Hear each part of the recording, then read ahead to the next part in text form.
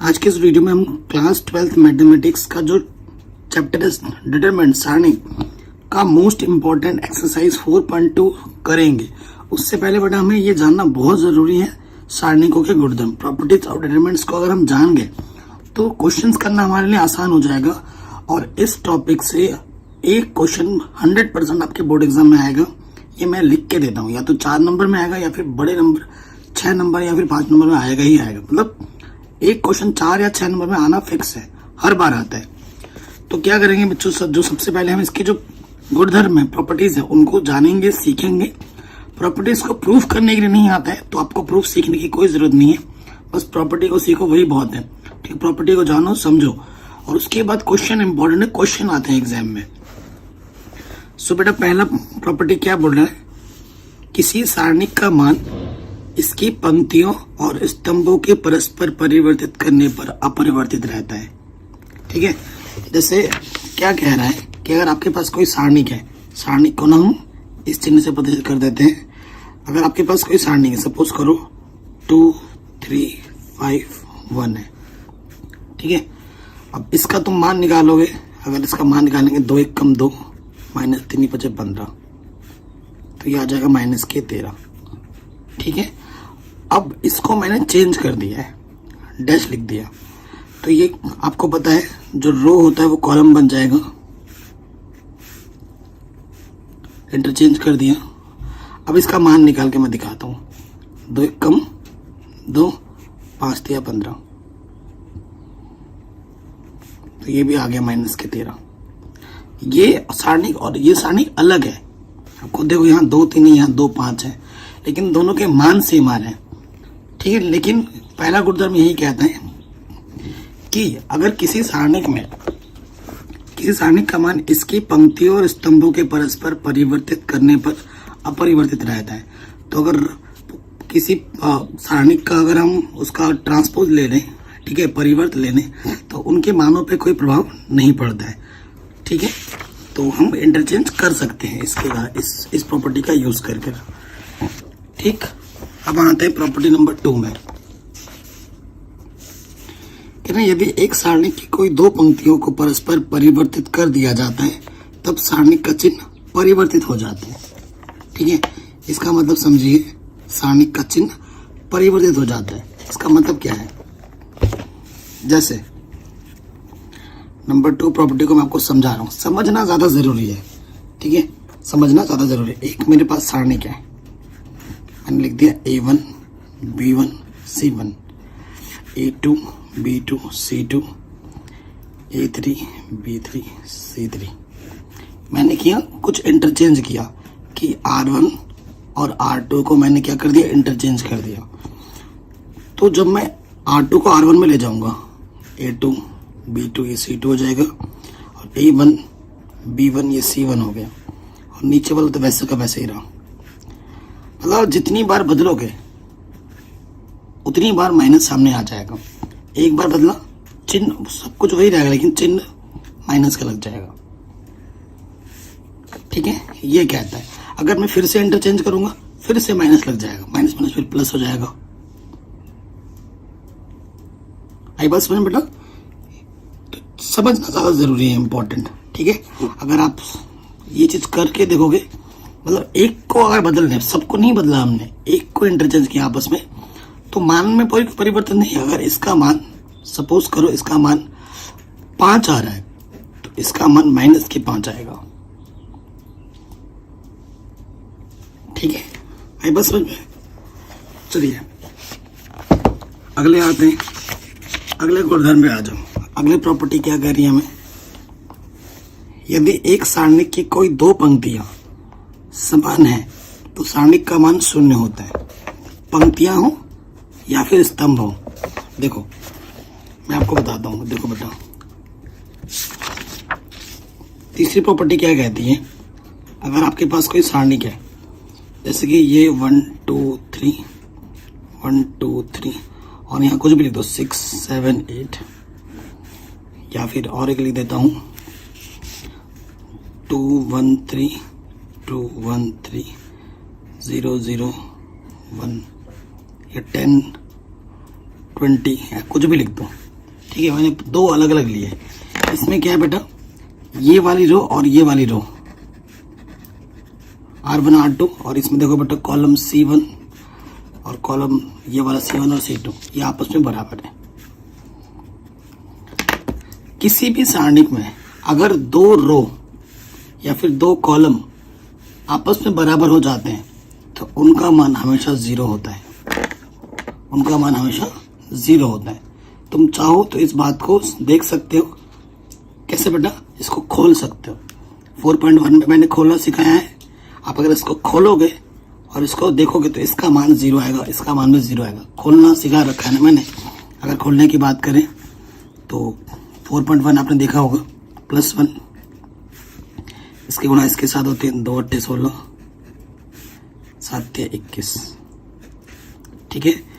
Plus के बाद minus लगता है, यहाँ पर क्या 2 है, -2, ये छुपेगा ये छुपेगा, 1 × 8 3 × 8 6 × 6 18, ठीक है। फिर प्लस लग जाएगा, 3 है यहाँ पर, ये छुपेगा ये छुपेगा, 1 × 7 7 2 × 12। हल करो इसको, देखो 16 में से 21 घटाएंगे कितना आ जाएगा, -5। यहाँ से 10 बचा, ठीक है, माइनस का 10 10 दूनी 20, माइनस माइनस प्लस, और 12 में 7 घटाएंगे 3 3 दूनी 6,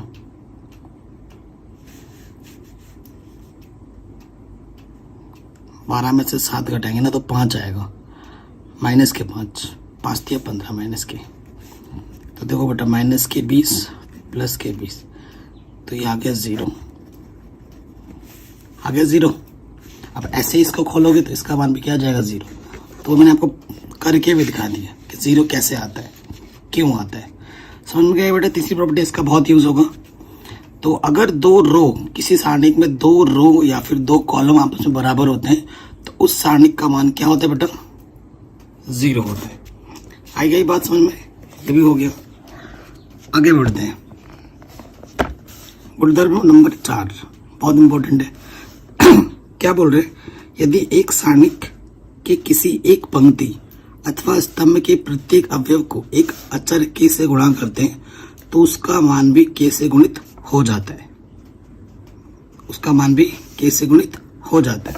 सो देखो इसका मतलब क्या हुआ, प्रॉपर्टी नंबर 4 क्या कह रहा है।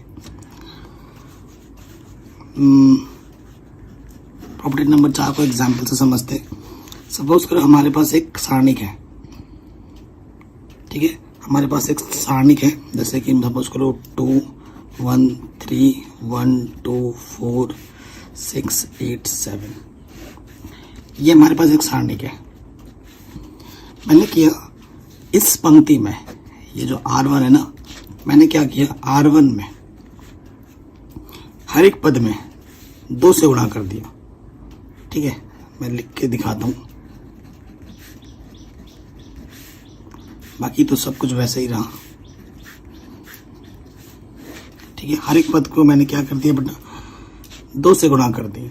तो ये चीज तो चलो ठीक है, ठीक है। सो क्या होगा यहां से ये जो हर एक पंक्ति में मैंने 2 से गुणा किया, इसका जो मान होगा, इसका जो मान होगा जिससे आपने गुणा किया ना, उसको तुम बाहर निकाल लो, और इसका जो मान होगा 2 1 3,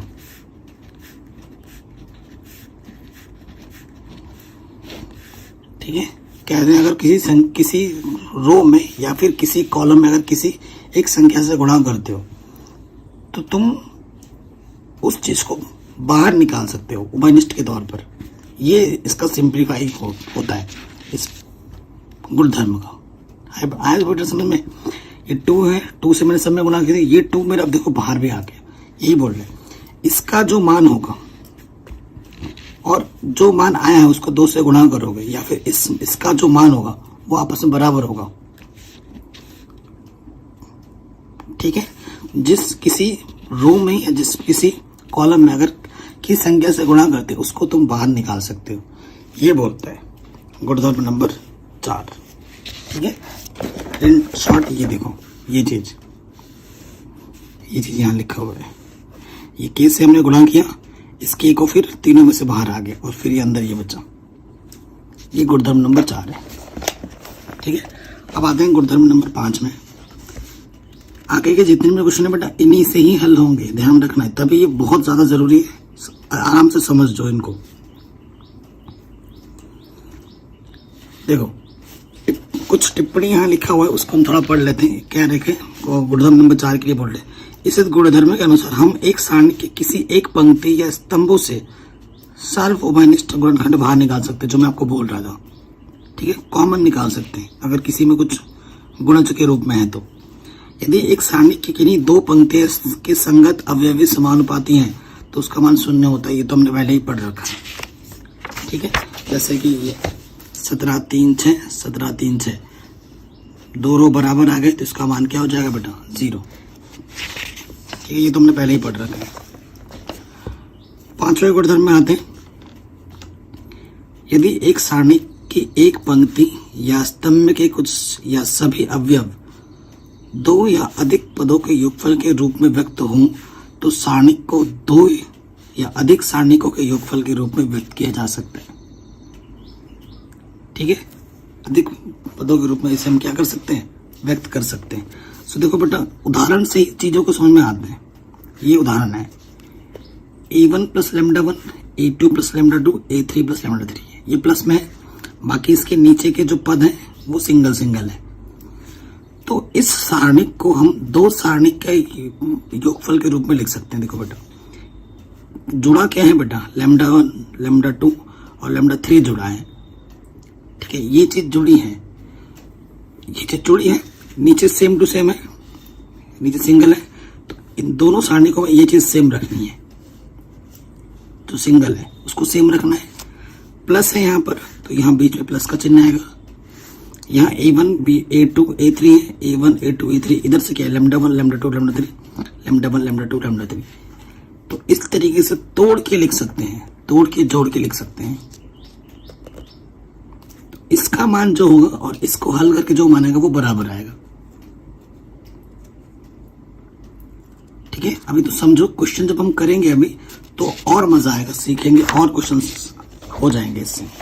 ठीक है, तो ये भी हमारा आराम से बन गया। अगला गुणधर्म क्या कहता है, यदि एक सारणी के किसी पंक्ति या स्तंभ के प्रत्येक अवयव में दूसरी पंक्ति या स्तंभ के संगत अवयवों के समान गुणजों को जोड़ दिया जाए तो सारणी का मान वही रहता है। ठीक है, सारणी का मान वही रहता है। अब क्या है, ये चीज क्या बोल रहा है गुणधर्म 6 क्या बोल रहा है, जैसे देखो बेटा ये एक सारणिक है। तो आज के इस वीडियो में हम क्लास 12th मैथमेटिक्स बच्चों चैप्टर नंबर जो है 4 सारणी की प्रश्नावली 4.3 को समझेंगे और आराम से सॉल्व करेंगे हर एक क्वेश्चंस को एनसीईआरटी के। तो बेटा ये प्रश्न 4.3 बहुत ही आसान है। ठीक है, तो इसमें क्या है ना, त्रिभुज का क्षेत्रफल निकालना है हमें। ठीक है, क्या निकालना है, त्रिभुज का क्षेत्रफल। त्रिभुज आप जानते हैं 3 सरल रेखाओं से घिरी हुई आकृति को त्रिभुज कहते हैं। ये मान लो बेटा A, ये B और ये C 3 शीट्स हैं। इसके निर्देशांक मैंने मान लिया, यह बेटा x1 y1, यह x2, यह y2, ये x3, ये y3। त्रिभुज का क्षेत्रफल आपको निकालना पहले से ही आता है, नो डाउट। मैं ये नहीं कहूँगा कि आप नहीं निकाल सकते, लेकिन हम सीखेंगे सारणिकों की मदद से कैसे निकाला जाता है। तो इसके लिए बेटा फॉर्मूला क्या होता है, 1/2 बाहर लगता है और सारणिक के अंदर आ जाता है। x1 x1 के बाद x2 आता है। ठीक है, x1 यहाँ आएगा, y1 यहाँ 1 और यहाँ आता है x2 y2 1 और यहाँ आता है x3 y3। ये सूत्र है। ठीक है, इस सूत्र को आपको हमेशा याद रखना है। ठीक है, इसकी मदद से आप हर एक क्वेश्चन को सॉल्व कर सकते हैं, सारणिक के रूप में किसी त्रिभुज का त्रिभुज निकाल सकते हैं। तो कितना आसान सा सूत्र है, आप देखना धड़ाधड़ सारे क्वेश्चन हो जाएंगे, क्योंकि मिलते जुलते क्वेश्चन से बेटा। तो एक मैं करूँगा, बाकी खुद आप कर सकते हैं, टाइम वेस्ट नहीं करूँगा मैं। जैसे क्वेश्चन नंबर 1 पे आते हैं, निम्नलिखित प्रत्येक में दिए गए शीर्ष बिंदु वाले त्रिभुज का क्षेत्रफल ज्ञात कीजिए। ठीक है, सो बेटा यहाँ पे पहला और दूसरा तो आसान लग रहा है, मैं तीसरा कर देता हूँ। पहला दूसरा आप खुद कर लेना, क्योंकि ये एक जैसे हैं, टाइम वेस्ट नहीं करना मुझे आप लोगों का। और मुझे पता आप लोग आराम से कर लेंगे। ठीक है, तीसरा पार्ट करते हैं। तो प्रश्नावली 4.1 का क्वेश्चन नंबर 1 का थर्ड पार्ट। ठीक है, हमें क्या दे रखा है, त्रिभुज। मान लो ये त्रिभुज है, ए हमें दे रखा है -2 -3, बी हमें दे रखा है 3,2 और सी हमें दे रखा है -1 -8। आप ऐसे ही एग्जाम में चित्र बना के करना तो एग्जामिनर पे अच्छा इंप्रेशन पड़ेगा। ये x1 है, ये y1, ये x2, ये y2, ये x3, ये y3। ठीक है, कोई दिक्कत नहीं। आप जानते हैं चूंकि त्रिभुज का क्षेत्रफल, सूत्र बेटा जितनी बार है उतनी बार लिखो। x1 y1 1, x2 y2 1, x3 y3 1। ठीक है, अब हम क्या करेंगे, मान रखेंगे। सो बेटा हमारा मान क्या है, -2 -3 1 3 2 1 और यहाँ से आ जाएगा -1 -8 1। अब हमें क्या कर देना है बेटा, प्रसार कर देना है। 1/2 तो बाहर रहेगा ही रहेगा, प्रसार -2 रहेगा। अंदर क्या होगा बेटा, देखो पहला रो पहला कॉलम छुपता है, 2 की गुणा 1 से 2 1 कम 2 -1 8 8। ठीक है, पहला प्लस का होता है फिर माइनस लगता है और ये पद क्या है, माइनस का। ये सब 4.1 में सीख रखा है। पहला रो छुपेगा, पहला कॉलम छुपेगा, 3 1 कम 3 -1 1 कम 1। ठीक है, प्लस माइनस फिर अब प्लस लगेगा और यहाँ क्या है बेटा 1। पहला रो तीसरा कॉलम छुपता है, इसके गुणा इसके साथ 3 8 24 माइनस के और 2 1 कम 2 माइनस के। ठीक, प्रसार करना आपको आता ही होगा पहले से। अब थोड़ा कैलकुलेशन ढंग से कर लो। तो यहाँ से देखो बेटा माइनस माइनस प्लस हो जाएगा 8 8 और 2, देखो 8 और 2 10 10 दूनी माइनस के 20 प्लस 4। ठीक है, 4 माइनस माइनस प्लस 4 12। फिर देखो बेटा माइनस माइनस प्लस 24 में से 2 घटाएंगे माइनस के 22 22 1 कम 22 माइनस के। ठीक है, तो माइनस के 22 माइनस के 20 तो माइनस के 42 में से 12 घटाओगे तो माइनस के 30 और ये बट्टे में 2 काटोगे तो ये आ जाएगा माइनस के 15। लेकिन जो वर्ग, क्योंकि क्षेत्रफल कभी माइनस में नहीं होता। ठीक है, क्षेत्रफल कभी माइनस में नहीं होता, तो यहाँ लिख देंगे अतः माइनस में है तो भी प्लस का लिखना है। ठीक है, ध्यान रखना है, और प्लस का है तो प्लस का ही लिखना है। अतः त्रिभुज का क्षेत्रफल 15 वर्ग इकाई, ये आंसर हो जाएगा। ठीक है बेटा, कोई दिक्कत कोई परेशानी नहीं है। और इसका फर्स्ट पार्ट और सेकंड पार्ट आप खुद से कर सकते हैं डिट्टो ऐसे, क्योंकि दोनों एक जैसे ही, टाइम वेस्ट क्या करना है, इसे आप खुद प्रैक्टिस के तौर पे कर सकते हैं। नंबर 2 पे आते हैं। क्या बोला, दर्शाइए ये BC संग्रेख है। अगर संग्रेख होता है तो त्रिभुज का क्षेत्रफल 0 होता है। कक्षा 10 से पढ़ते हुए आ रहे हो, है ना, कक्षा 10 में भी पढ़ा था चैप्टर नंबर 7 में निर्देशांक ज्यामिति में कि संग्रेख होता है तो त्रिभुज का क्षेत्रफल 0 होता है। ठीक है, यदि ABC संग्रेख हैं तो त्रिभुज का क्षेत्रफल 0 होगा। अगर आप त्रिभुज क्षेत्रफल को 0 दिखा देते हो तो इसका सीधा सीधा मतलब है कि वो जो बिंदु हैं, ए बिंदु क्या दे रखा है, A, B plus C, B बिंदु दे रखा है B, C plus A and C बिंदु दे रखा है C, A प्लस B, तो वो संग्रेख हो जाएगा। तो यहाँ लिखेंगे अतः त्रिभुज का क्षेत्रफल। ठीक है, क्या होता है बेटा, 1/2 x1 y1 1, x2 x2 y2 1, x3 y3 1। तो आपको दिख ही रहा है बेटा, ये x1 है, ये y1 है। तो x1 है a, b प्लस सी 1। तो बड़ा आसान क्वेश्चन है, क्वेश्चन करते ही आंसर दिखने लग गया है। तो बेटा जीरो लाना है, शून्य लाना है। शून्य कब आता है? देखो डिटरमिनेंट का मान शून्य कब आता है? गुणधर्म लगा लो, क्यों खोलना इतना लंबा चौड़ा। गुणधर्म क्या कहते हैं? अगर किसी दो रो या दो कॉलम, दो पंक्ति या किसी दो स्तंभ को अगर आप बराबर दिखा देते हैं तो उसका मान जीरो होता है, ये जानते हैं। देखो b प्लस सी यहाँ A, c plus A B, a plus B C. तो मैं क्या करूँगा ना, C2 को बदल रहा हूँ कैसे? C1 को जोड़कर।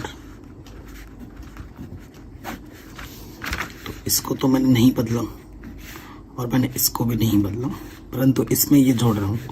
तो ये हो जाएगा b प्लस सी प्लस ए, सी प्लस ए प्लस बी, ए प्लस बी प्लस सी। तो ये तीनों में देखो a प्लस बी प्लस सी क्या है? उभयनिष्ठ है। तो C2 से a प्लस बी प्लस सी उभयनिष्ठ लेने पर, उभयनिष्ठ ले लो, 1/2 उभयनिष्ठ क्या आ गया? a प्लस बी प्लस सी। तो यहाँ a b c, यहाँ से पूरा बाहर आ जाएगा तो 1 बचेगा, 1 1 1। चूंकि ये जो C2 और C3 है वो आपस में क्या है बेटा? बराबर है, आइडेंटिकल है। जब दो रो या फिर दो कॉलम बराबर होते हैं तो उस सारणी का मान क्या हो जाता है? जीरो। आप देखो बेटा यहाँ से क्या हो जाएगा,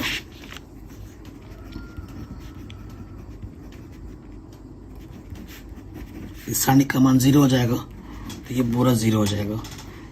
त्रिभुज का क्षेत्रफल क्या आ गया? चूंकि त्रिभुज का क्षेत्रफल शून्य है, इसलिए यह समरेख है। ठीक है बेटा, आराम से होगी, कोई दिक्कत कोई परेशानी नहीं। किसी पॉइंट में थोड़ा सा भी डाउट या दिक्कत लगे तो वीडियो को एक बार दोबारा ज़रूर देखें। तो देखो बच्चों, वही सेम टू सेम टाइप का क्वेश्चन है। कह रहे हैं प्रत्येक में k का मान ज्ञात कीजिए यदि त्रिभुजों का क्षेत्रफल 4 वर्ग इकाई है। इसका भी 4 वर्ग इकाई है और इसका भी 4 वर्ग इकाई है। तो उस कंडीशन में ये जो k आपको दिख रहा है ना, उसका मान ज्ञात करना है। तो मैं पहला वाला करूँगा, दूसरा वाला आप खुद करना। एक जैसे ये बेटा, एक करने के बाद दूसरा जब खुद हम उसी तरह का प्रैक्टिस करते हैं तो हमें आ भी जाता है और हम उस तुरंत उसकी प्रैक्टिस हो जाती है, रिवीजन हो जाती है, तो हमारा वो पूरा एकदम 100% सिक्योर हो जाता है माइंड में। ठीक है, तो देखो बच्चों, तीसरे का फर्स्ट पार्ट। तो जो 3 दिया है, जैसे लिख रहे हैं हम, दिया है, शीर्ष दे रखा है, माना ए हमें दे रखा है k,0, बी हमें दे रखा है 4,0, सी दे रखा है हमें 0,2। ठीक है, और क्या दे रखे हैं? चूंकि त्रिभुज का क्षेत्रफल में क्या दे रखा है?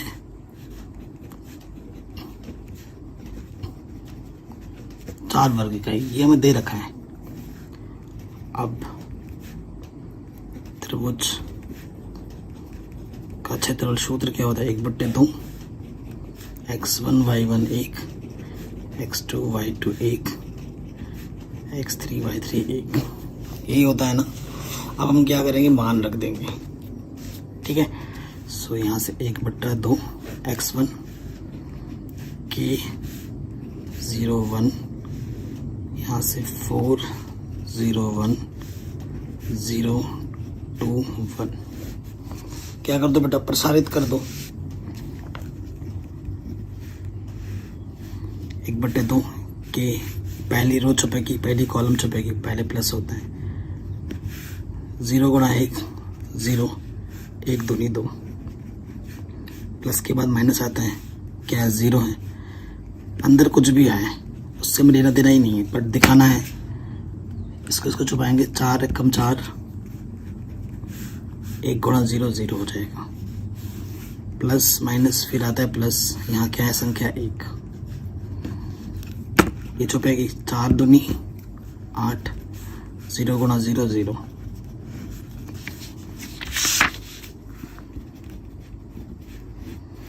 तो यहाँ से आ जाएगा माइनस के 2 के, ये तो 0 हो गया, और यहाँ से आ गया प्लस के 8। कोई दिक्कत कोई परेशानी नहीं है। तो देखो बच्चों, यहाँ से 2 माइनस है, माइनस के प्लस 4, ठीक है। ये समीकरण इसको 1 मानो, समीकरण इसको 2 मानो। अब एक चीज ध्यान रखना, समीकरण 1 तथा 2 से ये भी त्रिभुज क्षेत्रफल है और ये त्रिभुज क्षेत्रफल 4 दे रखा है, तो तुम्हें क्या करना है बेटा, जब तुम मान रखोगे क्षेत्रफल का मान, क्योंकि इसमें नेगेटिव पॉजिटिव दोनों आ सकते हैं, तो तुम्हें क्षेत्रफल का मान प्लस माइनस लेके चलना पड़ेगा। और यहाँ पर क्या है, माइनस का के प्लस के 4, ठीक है बेटा, ये बात समझना है। ये चीज़ हमारे पास आ जाएगी। एक बार पॉजिटिव साइन लेना है, प्लस चिन्ह लेने पर, तो प्लस के 4, इधर है माइनस का के प्लस 4, प्लस के 4 इधर के माइनस का 4 हो जाएगा, माइनस के, यहाँ 0 हो गया, माइनस प्लस माइनस 0 कोई बात एक ही होता, तो के का मान 0 आ गया, पहला आंसर। अब लेना पड़ेगा माइनस चिन्ह लेने पर, यहाँ से अगर माइनस का 4 ले लोगे, ठीक है, सो माइनस का के इस तरह आके प्लस का के, और माइनस का 4 इस तरह आके प्लस का 4, तो के का मान क्या आ गया 8। तो ये हमारा आंसर आ जाएगा, के का मान 0 होगा और 8 होगा। ठीक है बच्चों, ये क्वेश्चन हो गया आपका आराम से। अब डिक्टो ऐसे ही क्वेश्चन बनेगा सेकंड वाला पार्ट, है कि नहीं, ऐसे ही बनेगा, कोई दिक्कत नहीं है। और ये वाला भी ऐसे ही होगा, 5वां। तो क्वेश्चन नंबर सेकंड वाला 5वां चलो मैं कर दूंगा, पहले 5वां ही कर लेते हैं, है ना, उसके बाद 4था करते हैं। ये भी वही है, 3 बिंदु दे रखा है, के का मान ज्ञात करना है, क्षेत्रफल 35 दे रखा है इसमें, ठीक है। सो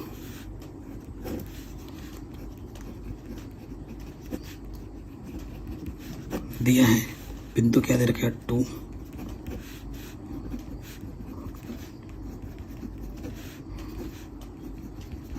के का मान ज्ञात करना है,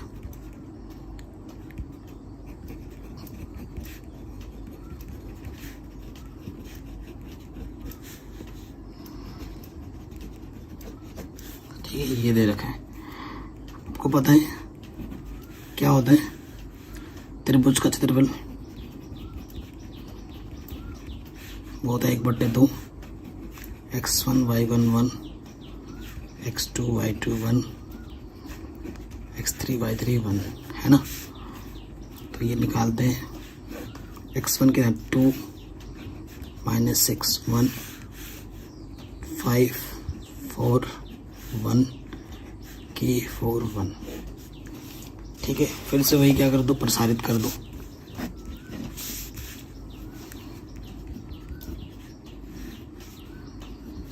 पहला रो पहला कॉलम छुपेगा, है ना, 4 एकम 4 -4 एकम 4, प्लस के बाद माइनस लगता है, ये टर्म के माइनस के 6।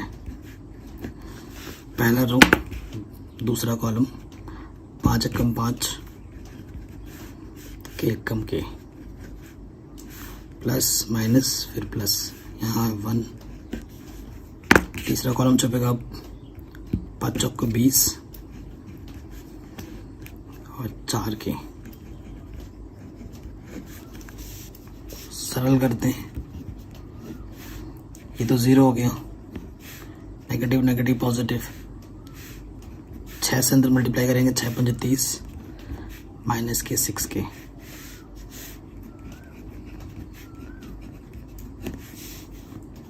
देखो बेटा 30 और ये 20 कितना हो गया 50, माइनस के 6 के, माइनस के 4 के, माइनस के 10 के। अपॉन में है 2, ऊपर से 2 कॉमन ले लो, 25, तो यहाँ से आ गया 25 माइनस के 5k। ठीक है, ये भी त्रिभुज का क्षेत्रफल, ये भी त्रिभुज का क्षेत्रफल 35 दे रखा है, तो क्या लिखेंगे समीकरण 1 व 2 से। लेकिन 35 जब लिखेंगे तो प्लस माइनस लगाकर लिखेंगे। ठीक है, तो यहाँ लेने पड़े पॉजिटिव चिन्ह लेने पर, तो 35, 25 माइनस के 5, 25 इधर आके माइनस का हो जाएगा तो 10 बचेगा, 5 दूनी 10, सो के की वैल्यू आ जाएगी माइनस के 2। फिर हमें लेना है माइनस चिन्ह लेने पर, तो यहाँ से नेगेटिव 35, यहाँ 25 प्लस का इधर माइनस का हो जाएगा माइनस के 60, माइनस माइनस कैंसिल, 5 एकम 5, 5 दूनी 10, सो जो के की वैल्यू है वो कितनी आ जाएगी 12 आ जाएगी। सो आंसर 12 और -2, 12 और -2, ऑप्शन नंबर डी सही हो जाएगा। ठीक है, चौथे का first part second part same to same है, तो पहला मैं कर रहा हूँ, दूसरा आप खुद कर लेना। कहते सारणिकों का प्रयोग करके 1, 2 और 3, 6 को मिलाने वाली रेखा का समीकरण ज्ञात कीजिए।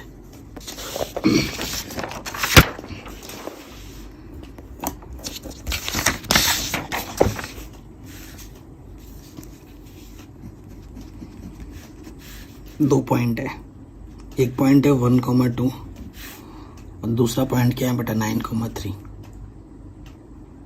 अरे यार 1, 2, 3, 6 है ना,